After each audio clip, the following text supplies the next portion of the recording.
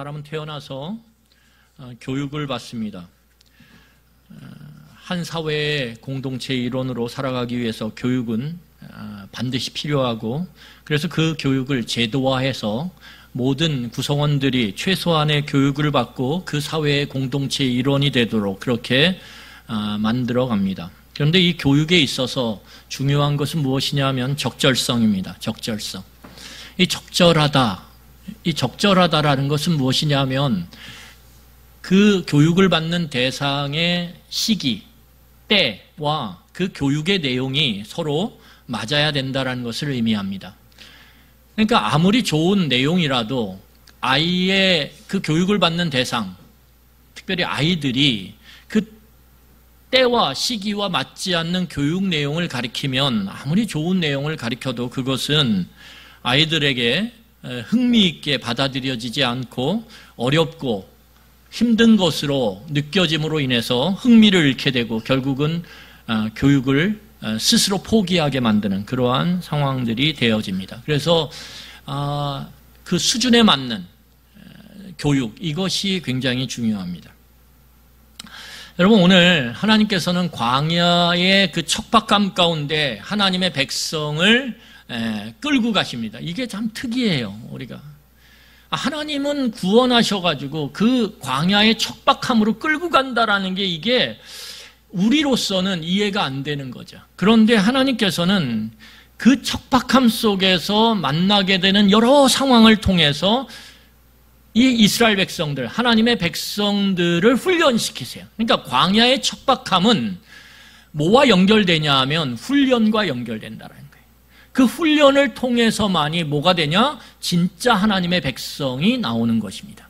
그것을 우리는 성경의 표현으로 정금과 같이 그렇게 단련된다라고 표현하죠. 여러분, 오늘 우리가 이 시간에 함께 볼 텐데, 그런데 그 훈련의 과정 속에서 하나님은 과하거나 아니면 덜하거나 이런 게 아니라 딱 적절하게 이스라엘 백성의 때에 맞는 교육의 내용들을 통해서 이스라엘 백성들을 단련시켜 가신다라는 거예요. 그래서 여러분, 우리 가운데 믿음이 있어야 돼요. 어떤 믿음이냐 하면, 지금 내가 만나는, 내가 하나님의 백성이라고 여러분들이 믿는다라면, 제가 믿는다라면, 지금 내가 광야의 척박함 속에서 만나는 이 어려움, 이 시험이 나는 거부하고 싶죠. 여러분, 시험을 좋아하는 학생이 누가 있겠습니까? 여기 학생들이 앉아있는데 시험 좋아하는 학생이 없어요. 저는요, 너무 안심해요. 제가 시험을 안 본다라는 게 얼마나 행복한지 몰라요. 아침에 일어날 때마다 행복해요. 왜요? 시험을 안 보니까. 그런데 정해진 시간에 정해진 내용을 시험을 본다. 너무너무 힘든 거예요, 그 시간이.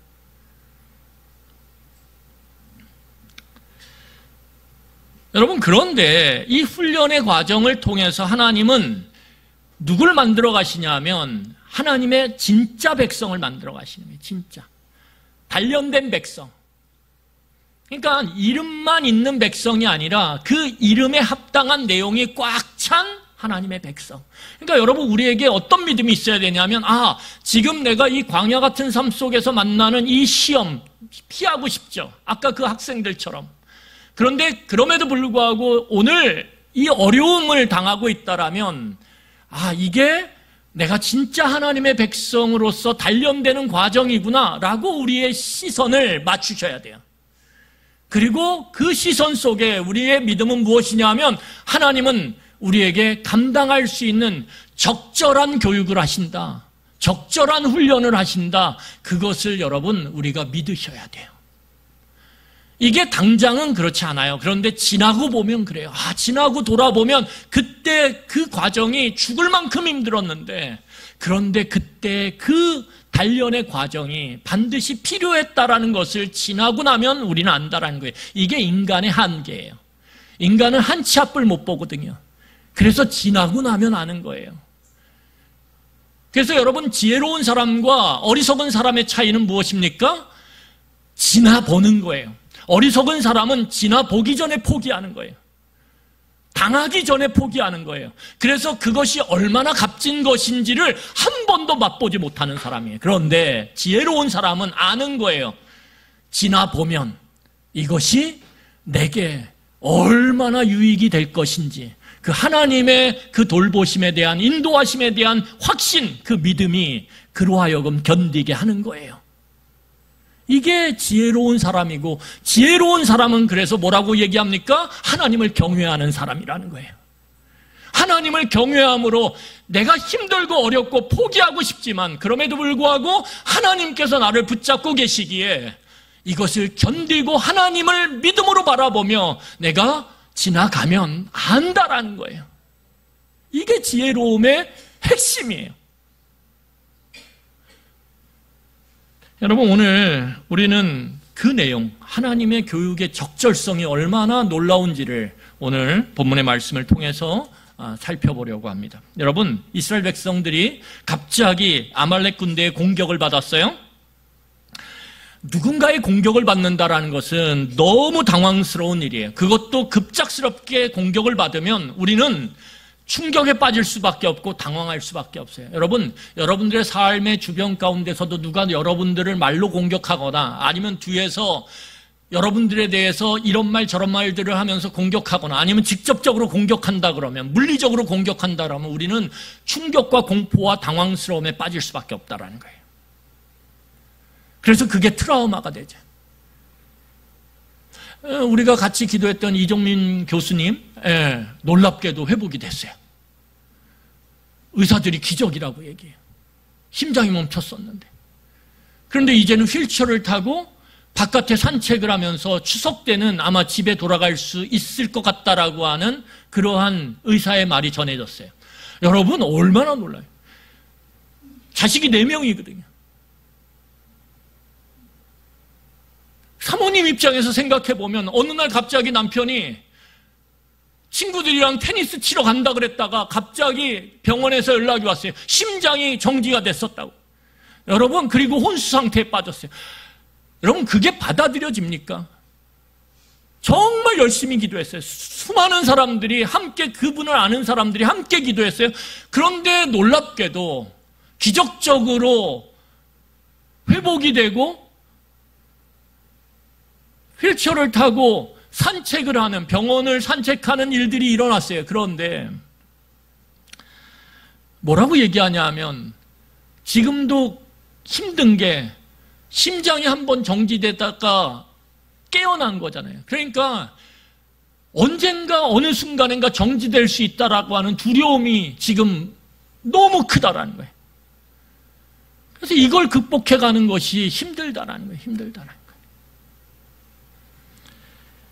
여러분, 오늘 이스라엘 백성들이 이 아말렉 군대의 갑작스러운 공격에 충격과 공포에 빠져요. 왜냐하면 이 아말렉 군대의 공격이 갑작스러움도 있지만 너무 악하고 잔인했거든요. 너무 악하고 잔인했어요.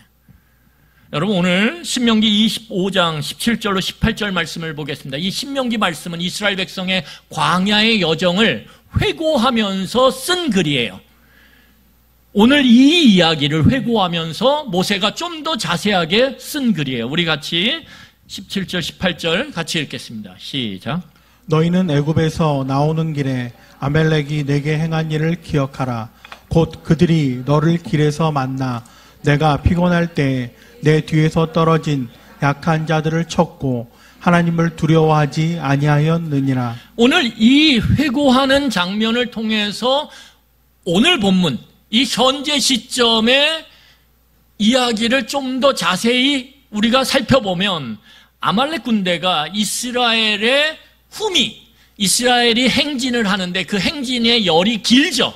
그런 긴 행렬 중에 맨 뒤에 있는 후방을 쳤어요. 여러분, 맨 뒤에는 누가 있을까요?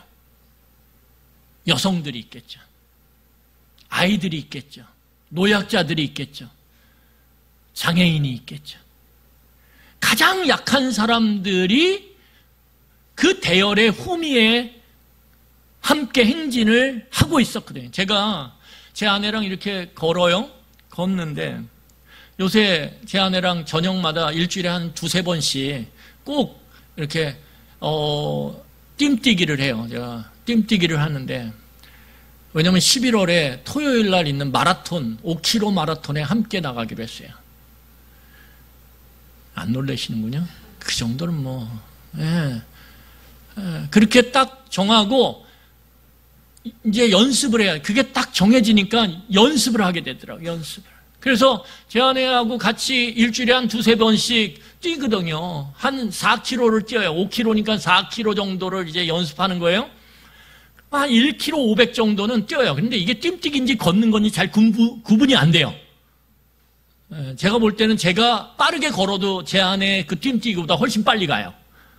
근데 뛰는데 제가 거기에 맞춰가요. 맞춰가는데 솔직히 말하면 얼마나 답답한지 몰라요.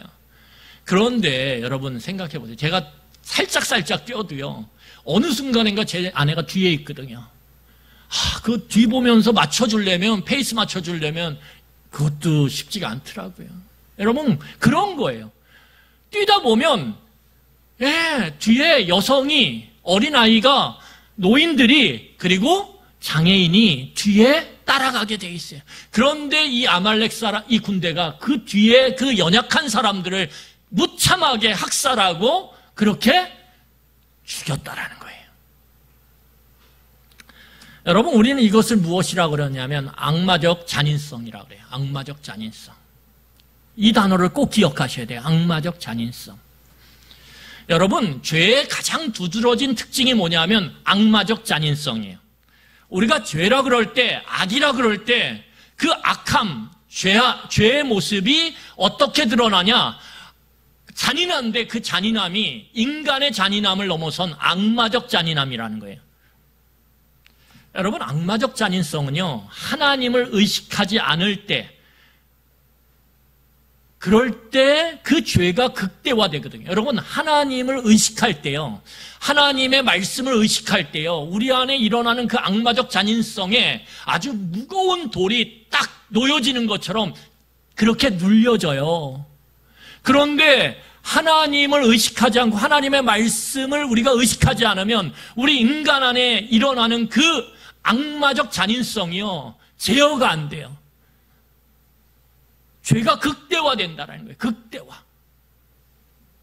그 극대화된 상태가 악마적 잔인성이고, 그 악마적 잔인성을 갖고 오늘 이스라엘의 연약한 자들을 무참하게 학살했던 그 군대가 아말렉 군대라는 거예요. 여러분, 이 악마적 잔인성은 언제 발현되냐면 자기의 이익이 극대화될 때. 이게 자아중심성의 극대화거든요. 내 이익이 극대화될 때, 그것을 절대화시킬 때 악마적 잔인성은 우리 안에 일어나는 거예요. 여러분, 이 자기 이익을 극대화시키고 절대화시키잖아요. 그러면 그 이익에 반하는 모든 것들은, 그게 사람이든 그게 일이든 다 상대화가 돼요. 내가 내 이익을 절대화시키는 순간 내 주변의 사람들은 가족이라 할지라도 상관없어요. 다 상대화가 돼요. 상대화가 되면 어떻게 되냐면 정의, 공의, 신의, 의리 이런 건 없어요. 없어요. 여러분, 내 자리를 절대화시키면 내 주변의 동료, 가족, 상관없어요. 정의, 공의, 신의, 의리 이런 거 필요 없어요. 내 이익이 절대화되는 순간 그 이익에 반하고 그 이익에 손해를 끼치는 모든 사람, 모든 존재, 모든 대상은 다 상대화가 돼서 그것을 공격하게 돼 있다는 말이에요. 아주 잔인하게. 그래서 우리는 그것을 뭐라 그래요? 뒤에서 칼을 꽂는다라고 얘기하는 거예요. 그런 일은요, 우리 주변에 비일비재예요. 정치적 상황에서요, 비일비재예요. 우리는 이 세상 가운데 조금만 눈을 돌려도 이 악마적 잔인성이 얼마나 횡행하는지를 우리는 조금만 눈을 돌려서 봐도 다 보여요. 다 보여요. 거기에 무슨 신의가 있어요? 거기에 무슨 의리가 있어요? 거기에 무슨 공의가 있어요? 없어요. 자기의 이익만 있을 거예요. 자기 이익이 곧 공이고, 자기 이익이 곧 정이고, 자기 이익이 곧 신이에요. 오늘 성경을 보세요. 창세기 4장 8절을 보겠습니다. 창세기 4장 8절을 같이 읽겠습니다. 가인이 그의 아우 아벨에게 말하고 그들이 들에 있을 때 가인이 그의 아우 아벨을 쳐 죽이니라. 여러분, 가인이 하나님께 제사를 드리는데 오늘 성경을 보면 가인의 제물만 받는 게 아니에요. 순서가 중요해요. 성경은 뭐라고 얘기하냐면 가인과 가인의 제물이에요. 여러분, 제물은 물론 그 제물이 어떤 제물이냐, 온전한 제물이냐 중요하죠. 그런데 그 온전한 제물을 준비하는 사람이 누구예요? 그 제물을 드리는 사람이란 말이에요. 사람. 그러면 사람의 그 모습이 제물의 온전함을 어떻게 합니까? 가져오는 거예요. 그러니까 오늘 하나님께서 가인의 제물을 받지 않으셨다라는 건 뭐예요? 그 앞에 있는 가인이 하나님 앞에서 온전한 삶을 살지 못했고 온전한 마음으로 하나님 앞에 제사를 드리지 않았다라는 거예요. 그거에 비하면 아벨과 아벨의 제사는 하나님이 받으셔요. 그러면 뭐예요? 그 아벨이 하나님을 향한 모습이 하나님이 받으시기에 합당했다라는 거예요. 여러분, 그렇게 됐으면 하나님이 나와 내 제물을 안 받으셨네? 그러면 우리는 거기서 사람이라면 중요한 것이 무엇입니까? 거기서 반추하는 거예요. 돌아보는 거예요. 돌아보는 것. 당황하지 말고 나가도 돼요. 돌아보는 것. 이게 사람의 특징이거든요. 내가 문제가 있네? 그러면 돌아보는 것. 그런데 아벨은 돌아보지 않아요. 그리고 어떻게 하냐면 자기의 그 분함을 어떻게 하냐면 제어하지 않아요. 자기가 분노가 일어날 수 있어요. 여러분, 사람이 분노가 일어날 수 있죠. 그런데 특징은 무엇입니까? 이렇게 악마적 잔인성을 발휘하는 사람들은 그 분노를 제어하지 않아요. 그 분노를 정당화해요. 그것을 합리화해요. 내 분노에 대의 명분을 붙여요. 이게 악마적 잔인성이 발휘되는 과정 가운데 나타나는 모습이에요. 여러분, 우리가 분노가 일어날 수 있어요. 그런데 그 분노를 제어하는 것이 무엇이냐면 사람의 특징이에요. 반추하고 돌아보고 묵상하고 회개함으로. 그런데 왜요? 절대적인 것은 없거든요. 여러분, 모든 잘못은 다 상대적이에요. 요즘에 그래서 교통사고 나면 다 뭐예요? 대부분 100대 0 이거 없어요. 다 책임이 있다라고 보는 거죠. 사람 관계가 그렇다라는 거예요. 그런데 이 악마적 잔인성이 발휘되는 과정 속에서는 자신을 절대화해요. 그리고 자신을 정당화하고 자신을 합리화하고 자신에게 대의 명분을 딱 붙여줘요. 그 순간 어떻게 됩니까? 상대방은 상대화가 되는 거예요. 그 순간 상대방을 향해서 잔인하게 어떠한 공격을 해도 다 용납되는 거예요. 스스로. 여러분, 그것이 무엇입니까? 오늘 이 가인이 자신의 분노를 정당화함으로 그것을 극대화시켰을 때 자신의 분노는 정당해지죠? 절대화됐죠? 그런데 자신의 동생 혈육인 아벨의 생명은 상대화가 돼요. 그리고 그것은 죽여도 전혀 문제가 되지 않는 그러한 모습으로 그렇게 나아간다는, 이게 악마적 잔인성이라는 거예요. 여러분, 악마적 잔인성은요, 특히 연약한 사람들을 대상으로 해서 나타나요. 연약한 대상. 오늘 이 시대 가운데 일어나고 있는 그 무차별적인 약자를 향한 폭력, 그것은 어쩌면 이러한 악마적 잔인성이 발현되고 있는 그러한 모습이라고 우리는 볼 수 있어요. 여러분, 그런데 중요한 것은 무엇이냐면 하나님께서 이 악마적 잔인성과 싸우신다라는 거예요. 이게 중요해요. 여러분, 자, 우리 16절, 본문 16절을 읽겠습니다. 16절 같이 읽겠습니다. 시작. 이르되 여호와께서 맹세하시기를 여호와가 아말렉과 더불어 대대로 싸우리라 하셨다 하였더라. 여러분, 오늘 하나님께서 뭐라고 말씀하시냐면 내가 아말렉과 더불어 대대로 싸우리라. 누가요? 여호와 하나님이. 이건 무서운 말이에요. 무서운 말이에요. 여러분, 상대가 누구냐에 따라서 이게 이 싸움이 어떤 싸움이냐가 결정되는데 하나님이 싸우겠다니 무섭죠. 그러면 하나님이 우리는 여기서 아말렉 민족에 대해서 편견을 갖고 있냐? 아니에요. 그럼 아말렉 민족에 대해서 무조건적인 적개심을 갖고 있냐? 아니요, 그런 건 없어요. 하나님은 자기 백성인 이스라엘 백성에 대해서도 무조건적인 긍휼, 무조건적인 편애를 하지 않아요. 그러면 반대로 이 아말렉에 대해서 무조건적으로 적개심과 편견을 갖고 이렇게 그들과 싸우겠다라고 말씀하시는 것이냐? 그렇지 않다라는 거예요. 오늘 하나님께서 말씀하시는 이 말씀에 담긴 것은 하나님께서 그 아말렉에게 있는 악마적 잔인성과 싸우겠다라는 거예요. 악마적 잔인성과.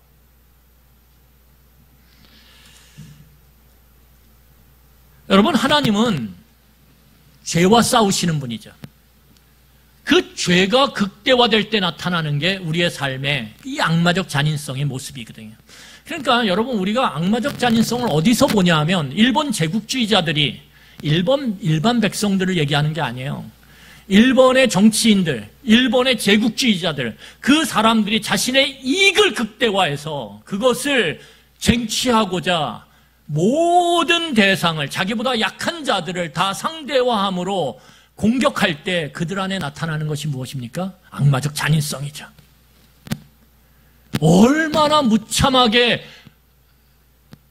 대한민국 국민들을, 시민들을 공격하고 고문하고 학살하고 고통스럽게 했는지 몰라요. 여러분, 정말 우리가 자녀들을 데리고 한 번 정도는 가보셔야 돼요. 서대문 구치소에 가면, 교도소에 가면 거기에 그 일본 제국주의자들이 우리 이 대한민국의 국민들을, 시민들을 얼마나 고통스럽게 악마적 잔인성을 갖고 학살하고 고문하고 그렇게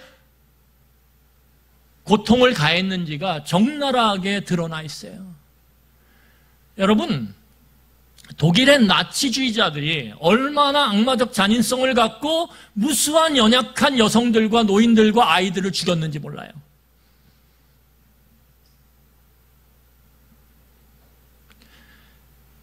여전히 이 시대 가운데 이러한 악마적 잔인성, 내가 갖고 있는 그 작은 힘을 극대화시키고 내 이익을 극대화시켜서 그 이익에 반하는 사람들을, 그 이익에 반하는 약자들을 무참하게 공격하고 그 가정과 그 집안과 그 가족을 다 학살해버리는 이런 일들이 얼마나 많이 나타나는지 몰라요.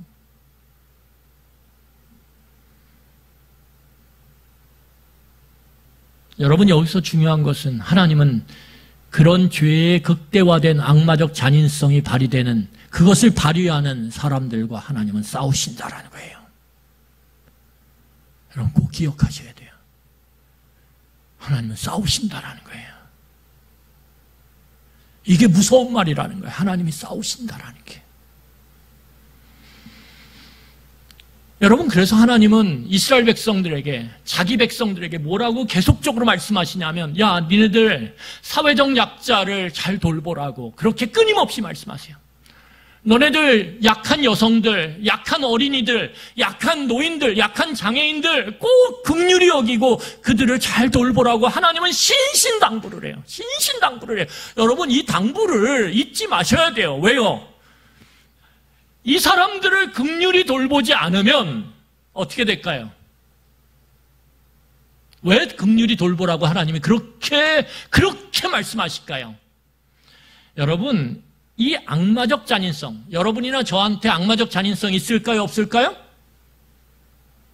있을 것 같으세요? 없을 것 같으세요? 다 있죠. 여러분이나 저희나 죄인인데, 죄가 우리 안에 있는데,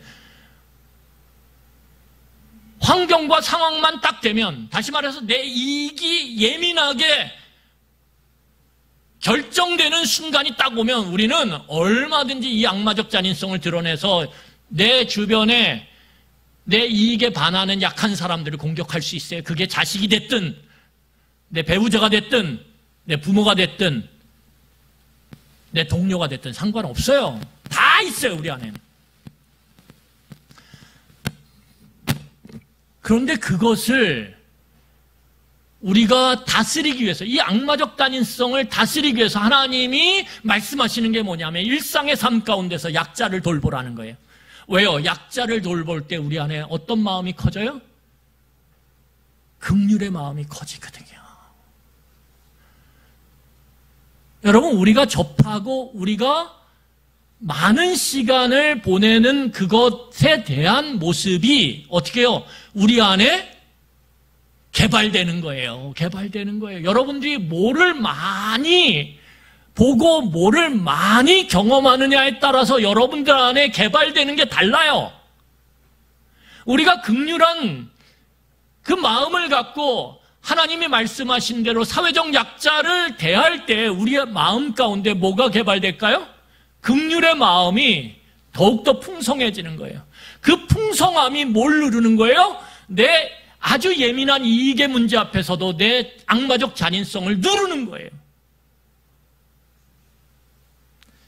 하나님이 왜 끊임없이 사회적 약자를 돌보라고 하나님의 백성들에게 그렇게 누차 이야기하냐면 너희 안에 긍휼의 마음을 평소에 가짐으로 인해서 일상의 삶에 갖게 함으로 인해서 어느 순간 발휘될 수 있는 그 악마적 잔인성을 어떻게 해요? 제어할 수 있게.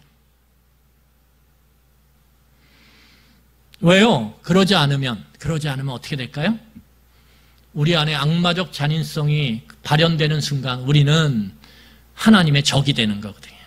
이것만큼 무서운 게 없다라는 거예요.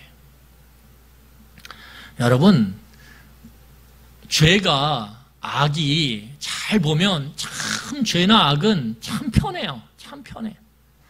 제가 오늘날 우리 사회를 보면서 이 정치를 보면서 야, 악한 자들 그 죄를 아무렇지도 않게 양심이 화인 맞은 것처럼 그렇게 양심이 없는 것처럼 행동하는 사람들이 왜 이렇게 잘 될까? 성경이 이야기하거든요. 악인은 잘 된다고.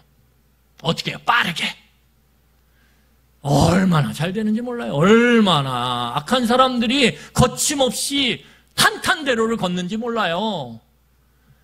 그런데 선을 추구하는 사람들, 그래도 바르게 살려고 하는 사람들은 어쩌면 그렇게 어려운지. 성경의 말이 얼마나 정확히 맞는지 몰라요. 선을 행하는 게 얼마나 어려운지. 선하게 살려고 하는 것이, 선한 길을 가려고 하는 것이 얼마나 힘든지. 정말 예수님이 그 선의 길을 가기 위해서 목숨을 거셨거든요. 그래서 성경이 이야기해요. 악의 길은 넓고 큰 반면에 선의 길은 좁고 너무 험하다고. 그게요, 우리의 삶에, 우리의 이 사회 가운데 얼마나 딱 들어맞는지 몰라요. 하지만 중요한 게 있어요. 악이 당장, 죄가 당장 승리하는 것 같지만 여러분 결국에는 어떻게 될까요? 져요. 왜요? 하나님의 적이 되기 때문에. 어떤 악도, 어떤 죄도 극대화되었을 때 하나님을 이긴 그러한 권력, 그러한 정치 세력, 그러한 사람은 없어요. 왜요? 그 반대편에 서 있는 자들이 연약하죠. 부족하죠. 모자르죠. 그 어마어마한 악의 힘에 비하면 아무것도 아니에요. 그런데 한 줌의 재 같은 그 뒤에 누가 서 있냐면 하나님이 서 계시거든요. 이것이 하나님이 말씀하시는 거예요. 내가 그들 반대편에 서서 그들과 싸우겠다.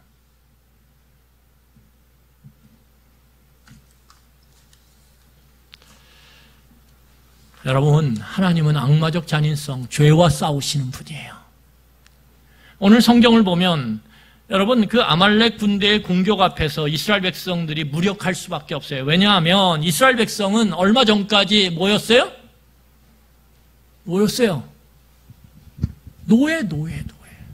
노예가 싸워봤겠어요? 노예는 능동적인 삶이 불가능해요. 수동적인 삶으로 어렸을 때부터, 태어날 때부터 그렇게 교육되어 온, 그렇게 사회화가 된 존재란 말이에요. 그래서 능동적으로 무언가를 계획해서 싸우는 거 불가능해요. 그러니까 오늘 이 이스라엘 백성들은 광야에서 한 번도 전쟁을 해본 적이 없어요. 또한 그 전쟁을 위해서 군대를 조직해 본 적이 없어요. 그러면 뻔하지 않습니까? 아말렉 군대는 군대가 너무 잘 조직되어 있는데 이스라엘 백성들은 군대가 조직된 군대가 없어요. 그러면 이거는 전쟁을 해보나 마나예요.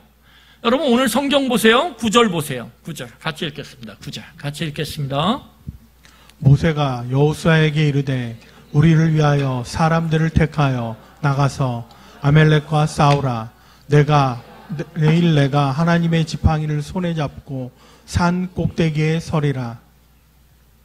오늘 성경이 뭐라고 얘기하냐면 하나님께서 여호수아에게 너희들을 위하여서 어떻게 하냐면 군대를 모집하라 이렇게 얘기해요. 여러분 지금 전쟁을 해야 되는데 지금 군대를 소집하라는 거예요. 그러면 뭐가 될까요? 오합지졸이죠. 오합지졸. 보나마나예요. 보나마나. 한쪽은 잘 훈련된 군대, 조직화된 군대가 있고 한쪽은 이제 야 나가서 싸울 사람 손들어 그리고 모집해. 여러분 그러면 전쟁이 되겠습니까? 결과가 뻔하죠. 여러분 그런데 더 놀라운 것은 무엇이냐면 오늘 성경을 보면 이스라엘 백성은 무기가 없어요. 무기가 있겠습니까? 애굽에서 나왔는데 무기가 없어요. 여러분 그들은 전술도 없어요. 전술도. 그러니까 군대도 조직화되지 못했고 거기에 무기도 없고 전술도 없고 그러면 이 전쟁은 보나마나예요. 결국은 전쟁에서 지는 거고 곧 전쟁에서의 패배는 죽음을 의미해요. 그러면 보나마나란 말이에요. 보나마나. 이스라엘 백성은 그래서 무뎌요. 거기에 비하면 아말렉 군대는 날카로워요. 왜요? 전쟁을 늘 했거든요. 여러분 전쟁이라는 거, 싸움이라는 건 뭐예요? 많이 해본 사람이 결국은 이기는 거예요. 전쟁은, 싸움은. 그래서 아무리 체육관에서 막 이렇게 막 이것은 입에서 나오는 소리가 아니다. 막 이러면서 막 이래요.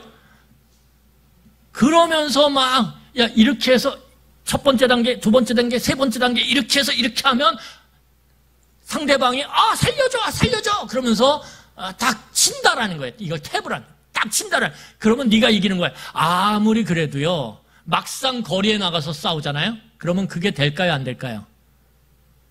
절대 안 돼요. 이게 안 돼요. 이렇게 막 해요. 그래서 싸움은 누가 얼만큼 실전을 많이 해봤냐가 정말 중요한 거예요. 실전. 아무리 운동장이나 아니면 아무리 체육관에서 연습을 많이 했어도요. 실전을 많이 해본 사람 앞에서는 당할 수가 없어요. 여러분 오늘 아말렉은 전쟁으로 먹고 사는 민족이에요. 그러니까 이 군대, 이 무기, 전술, 실전이 풍성한 군대라는 거예요. 그러니까 이 날카로움이요. 이스라엘 백성 군대의 무딤과는 비교가 안 돼요. 그런데 더 결정적인 건 무엇이냐면 여러분 오늘 이스라엘 백성들이 전쟁을 벌이는 장소가 어디예요? 르비딤. 장소가 르비딤인데 여기가 광야거든요. 광야. 광야의 특징은 뭐예요? 노출이 된다라는 거예요. 노출. 여러분 노출이 되면 어떨까요? 날카로운 쪽은 너무 좋죠. 왜요? 무기, 전술, 군인들이 잘 훈련되어 있는데 어때요? 상대방이 노출돼 있어. 그러면 다 죽는 거예요, 상대방은. 여러분, 그거에 비해서 무딘 이스라엘 군대는 어때요? 노출돼 있으면 이것은 너무너무 불리한 거예요. 여러분, 그래서 베트남 전쟁 때 이 베트남 군대와 미국 군대가 싸울 때 그 어마어마한 미국의 화력, 그 공격 앞에서 베트남이 살아남아서 미국을 이기거든요. 이게 엄청난 현대 전쟁에서 강대국, 특히 미국을 상대로 해서 전쟁에 이긴 민족은 베트남밖에 없어요. 어마어마한 거예요. 그런데 베트남이 어떻게 이길 수 있냐? 거기가 정글이거든요, 정글. 그러니까 이 지형지물, 은폐와 엄폐를 이용해가지고 어떻게 해요? 미국 군대를 아주 곤란하게 만들었단 말이에요. 피할 곳이 너무 많으니까. 이스라엘 백성은 지금 피할 수가 없어요. 반대로. 그러면 이거는 그냥 끝난 거예요. 모든 날카로움이 다 아말렉에게 있어요. 모든 무딤이 다 이스라엘 백성에게 있어요. 끝이에요. 끝. 이게 객관적인 거죠. 그런데 여러분, 이런 무딘 곳에서 이 무딘 이스라엘 백성들이 이러한 르비딤이라고 하는 광야에서 싸울 때 어떨까요? 이스라엘 백성은 시간이 더디 가요. 시간이 더디 가요. 그거에 비하면 아말렉 군대는 시간이 빠르게 가죠. 얼마나 빠른지 막, 예. 그 공간이 그렇게 만드는 거예요. 여러분, 아이들이 교실에 들어가면 공부를 잘하는, 공부의 날카로움을 갖고 있는 아이들은 교실이 어때요? 너무 좋아요, 교실이. 그렇지 않습니까? 교실에서는 자신이 어벤져스 히어로거든요.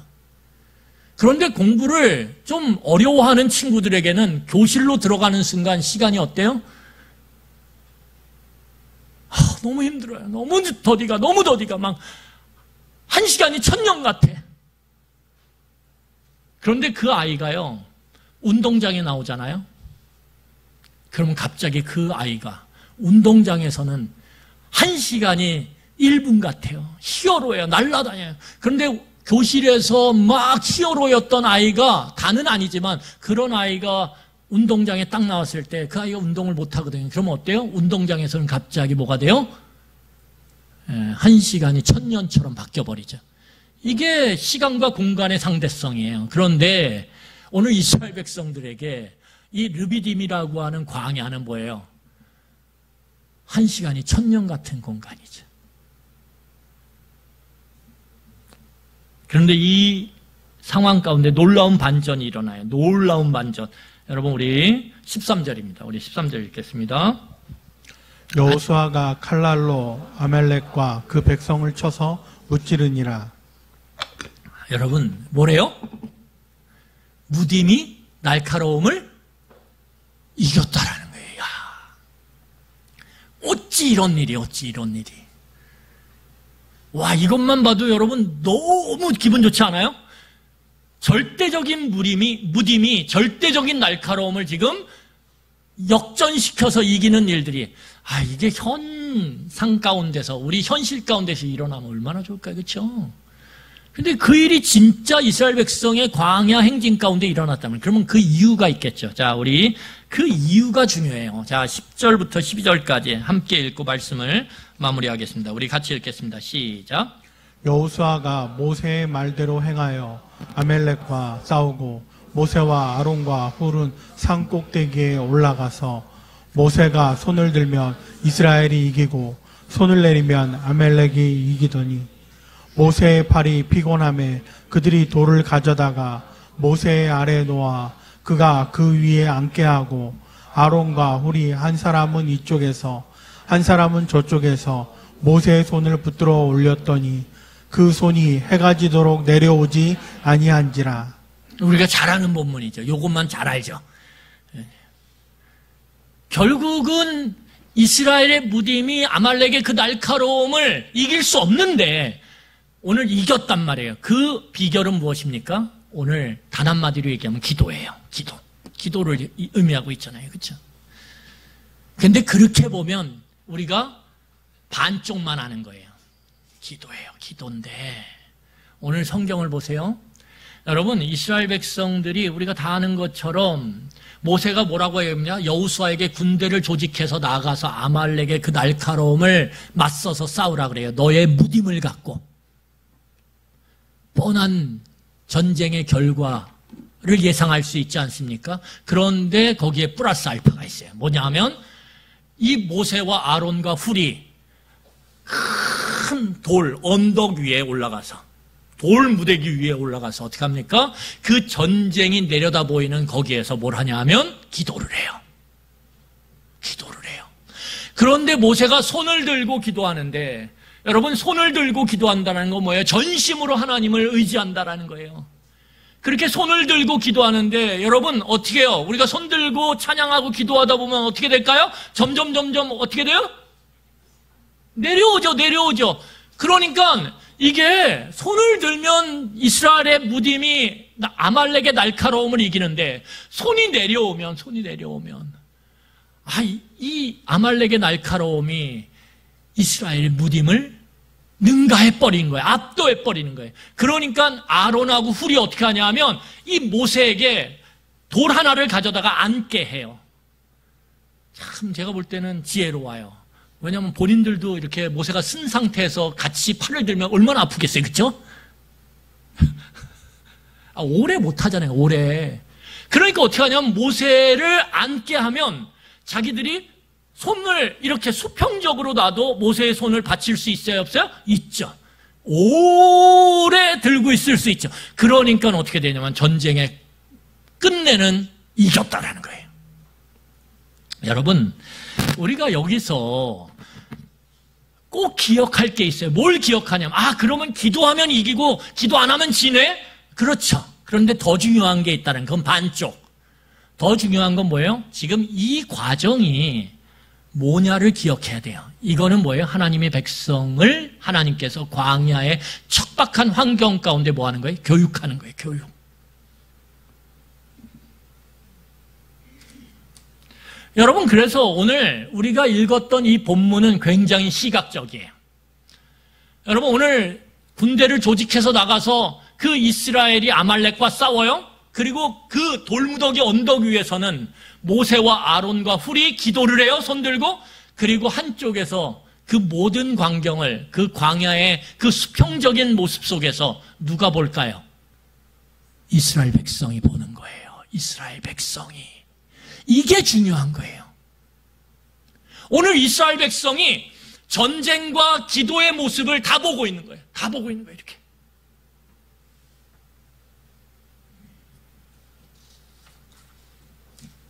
그래서 여러분, 이스라엘 백성들이 오늘 이스라엘의 그 무딤이 예상과 달리 이기고 어떤 순간 또 지고 이기고 지고 하는 이 차이 속에서 뭘 발견하게 됩니까?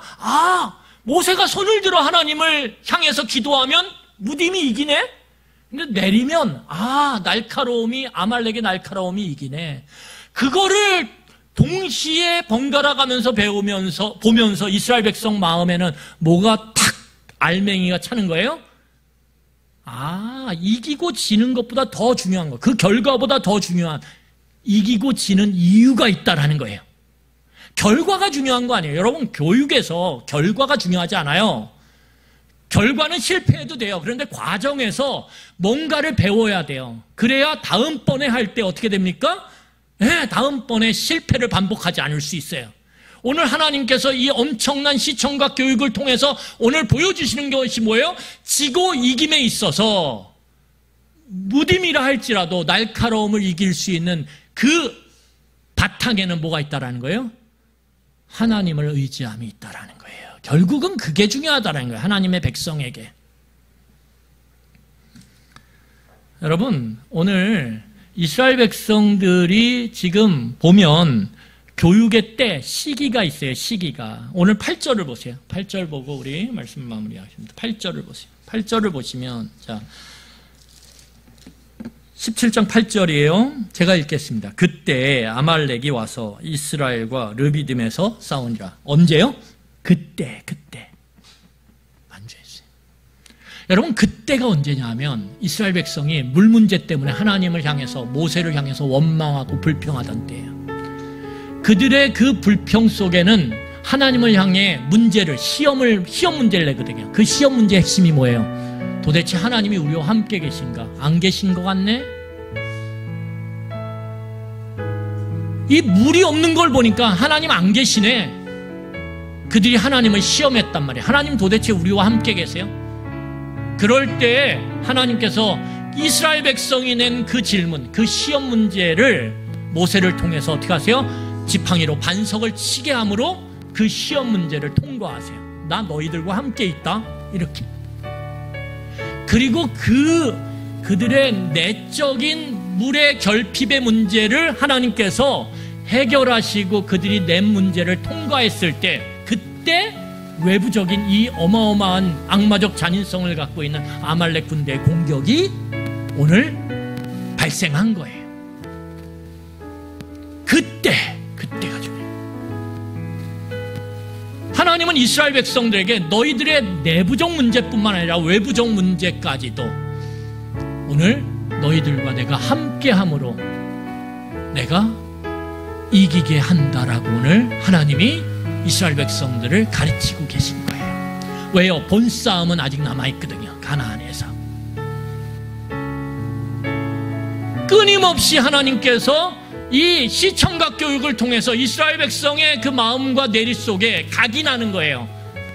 나는 너희와 함께 있다.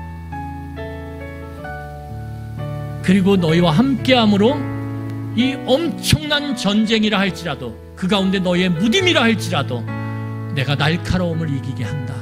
꼭 기억해. 꼭 기억해. 좀 제발 좀 기억해.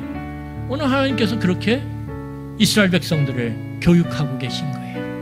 하나님을 신뢰하는 훈련, 하나님을 믿는 그 훈련을 오늘 아말렉의 그 악마적 잔인성을 통해서 하고 계신 거예요. 아, 하나님은 싸우시는구나. 죄와 싸우는구나.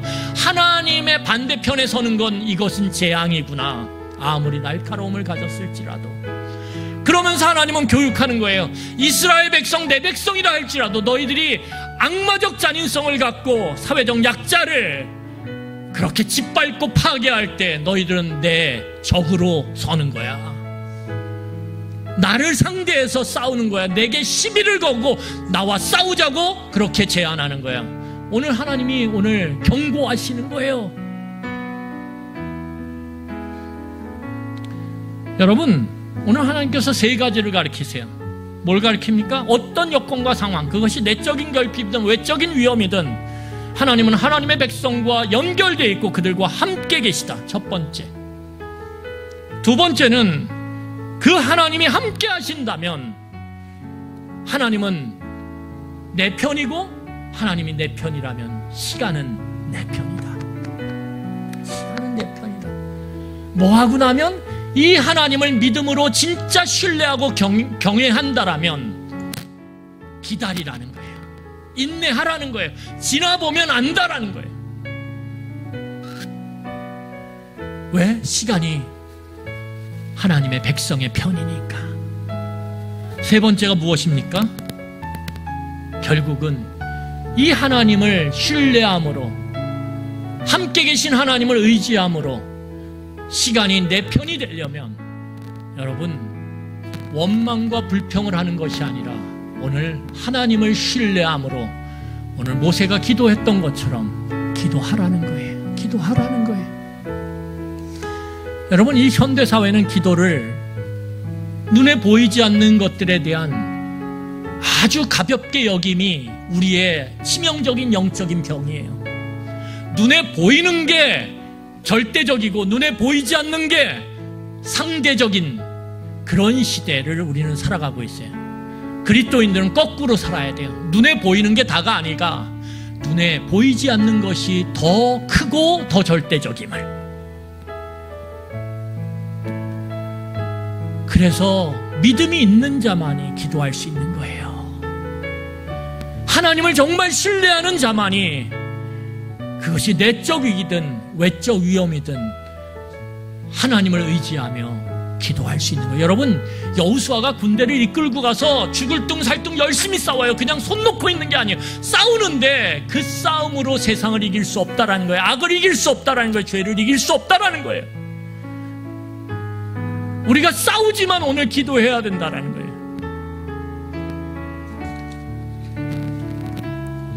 여러분, 하나님의 백성 교회의 적은 죄예요.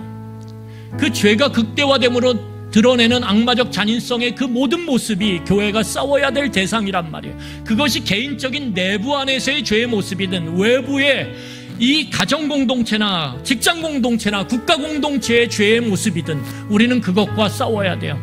여러분, 예를 들면 장애인들이 그 보행권 확보를 위해서 열심히 항의하며 시위해요. 여러분, 그분들이 시위해가지고 엘리베이터가 역마다 있는 거예요. 오랜 기간 동안, 수십 년 동안 그 몸의 장애를 갖고 있는 분들이 열심히 휠체어 타고 그 작은 목소리, 누구도 귀 기울여 듣지 않는 그 목소리로 소리를 내고, 그래서 그래도 엘리베이터가 거기에 놓여진 거예요. 그래서 몸이 힘든 노인분들이, 어린이들이 그걸 그래도 사용하면서 편의를 누리는 거예요. 여러분, 그분들이 자기의 권리를 주장할 수 있는 방법은 그거밖에 없어요. 그러니까 어떻게 합니까? 보행권 확보를 위해서 전철을 어떻게 해요? 타고 내려요. 그분들이 뭐 전철을 못 가게 막는 게 아니에요. 타고 내려요. 그런데 장애인들이 휠체어를 타고 내리고 또 타다 보니 시간이 늦어져요. 그래서 어떻게 됩니까? 아이, 전철이 제 시간에 오질 못해요. 이분들이 보행권 확보를 위해서 그렇게 항의할 때. 그러면 여러분, 우리 사회는 이익을 위해서 그 약자들의 그 편의를 우리는 하찮게 여긴단 말이에요. 이게 악마적 잔인성이에요. 그럴 때 여러분 꼭 기억하세요. 내가 그리스도인이라면, 내가 오늘 죄와 싸우는 하나님의 편에 서 있다라면, 여러분 그거 보면서 불평불만하고 그 사람들 왜 그런지 모르겠다고 그렇게 하지 마시라는 거예요. 마음으로 함께 기도하라는 거예요. 하나님, 저분들이 살아갈 만한 세상이 될 수 있도록 우리가 우리의 이익을 조금씩 포기하더라도 악마적 잔인성이 제어됨으로 이 세상이 더불어 함께 살 만한 세상이 되게 해달라고 기도하시란 말이에요. 최소한 서 있으면서 기다리면서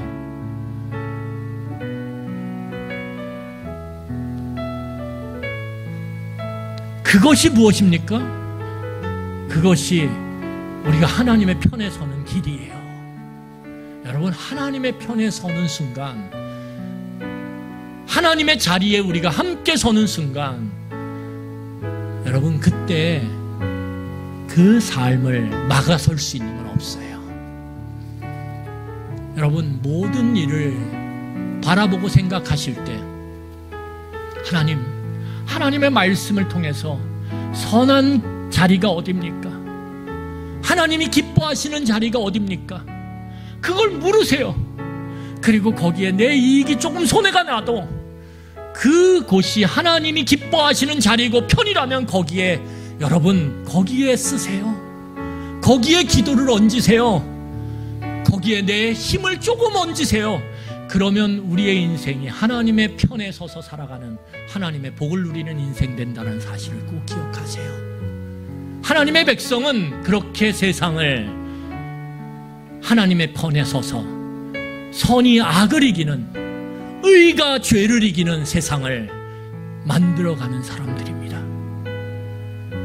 그것이 내가 말로 됐든 글로 됐든 나의 몸으로 됐든 그게 하나님의 나라 백성으로서 살아가는 삶이라는 거예요. 내가 그냥 잘 먹고 잘 살고 내 그 몇 년 안 되는 인생 그냥 편하게 사는 것, 그게 우리의 목적이 아니라는 거예요. 악과 싸우는 것, 그 악의 잔인성과 싸우는 것, 여러분 그것이 오늘 하나님의 백성에게 하나님께서 오늘 요구하시는 것임을 꼭 기억하시기 바랍니다. 하나님, 전 싸울 힘이 없어요. 이스라엘 백성들이 기도했던 것처럼, 모세가 기도했던 것처럼 기도하세요. 기도하세요. 여러분, 이 나라 이 민족을 바라볼 때 기도할 수밖에 없어요. 기도하세요. 내 힘은 약하지만 기도하세요. 기도할 때 오늘 14절에 보면 이렇게 얘기합니다. 14절 보세요. 그 이슬이 14절에 여호와께서 모세에게 이르시되 이것을 책에 기록하여 기념하게 하고 여호수아의 귀에 외워 들리라. 기억하게 만들라는 거예요. 외워 들려서 귀에 딱지가 않게 하라는 거예요. 왜요? 내가 아말렉을 없이하여 천하에서 기억도 못하게 하리라. 하나님이 악과 싸우고 죄와 싸워서 이기리라.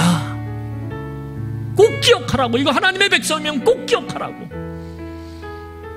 그러면서 오늘 15절에 이렇게 이야기합니다. 우리 15절 같이 읽겠습니다. 같이 읽겠습니다. 모세가 제단을 쌓고 그 이름을 여호와 니시라 하고, 승리하셨다. 여러분, 이걸 경험하는 인생, 이것이 오늘 하나님의 백성이 이 땅 가운데서 우리가 함께 경험해야 될 이 놀라운 경험임을 기억하시기 바랍니다.